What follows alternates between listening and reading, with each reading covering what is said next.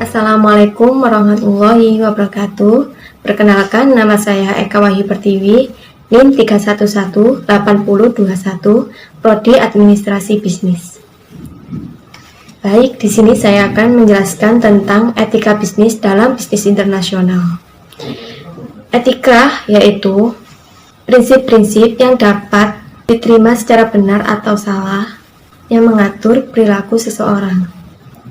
Sedangkan etika dalam bisnis internasional yaitu suatu standar atau prinsip moral yang diterapkan di dalam lembaga atau organisasi bisnis, dan perilaku yang dapat diterima atau tidak dapat diterima dari orang-orang yang bergerak di dunia bisnis. Selanjutnya, teori etika bisnis. Etika tidak akan bisa dipahami apabila seseorang tidak memperdulikan nilai-nilai moral. Dan dalam teori etika bisnis juga memiliki dasar nilai-nilai moral. Teori ada 5, yaitu 1. Teori deontologi, 2. Teori teologi, 3. Teori hak asasi, 4. Teori keutamaan etika bisnis, 5. Teori relatif. Saya akan menjelaskan tentang 5 teori tersebut. Yuk simak video selanjutnya. Teori deontologi menegaskan baik atau buruknya suatu perilaku itu tidak dinilai berdasarkan dampak yang ditimbulkannya, tetapi kewajiban. Perbuatan tidak pernah menjadi baik karena hasilnya baik, melainkan hanya karena wajib dilakukan. Teori teleologi, etika yang mengukur baik buruknya tindakan berdasarkan dari tujuan yang hendak dicapai dengan tindakan tersebut, atau juga berdasarkan akibat yang ditimbulkan dari tindakan yang dilakukan.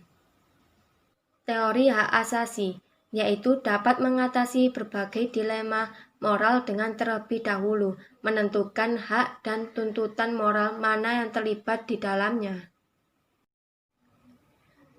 Teori keutamaan etika bisnis. Pada teori keutamaan, konsep kepuasan menjadi dominan untuk dibahas karena setiap orang merasa harus diutamakan dalam memenuhi kebutuhan yang diinginkan. Pada teori keutamaan ini tidak menanyakan lagi tindakan mana yang etis atau tidak etis. Teori relatif. Pada teori ini menyatakan bahwa etika itu bersifat relatif karena pada dasarnya dalam kondisi normal perilaku seseorang cenderung bersedia berperilaku baik. Yang terakhir tentang kasus etika bisnis internasional. Contoh sebuah kasus yang dimana warga negara Indonesia bekerja di luar negeri, salah satunya di Cina.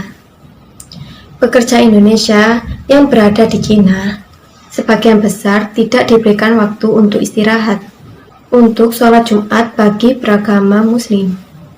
Hal ini berdampak bagi kewajiban beragama, yang dibatasi adanya peraturan, hingga banyak pekerja mencuri-curi waktu untuk sholat Jumat tanpa diketahui oleh perusahaan.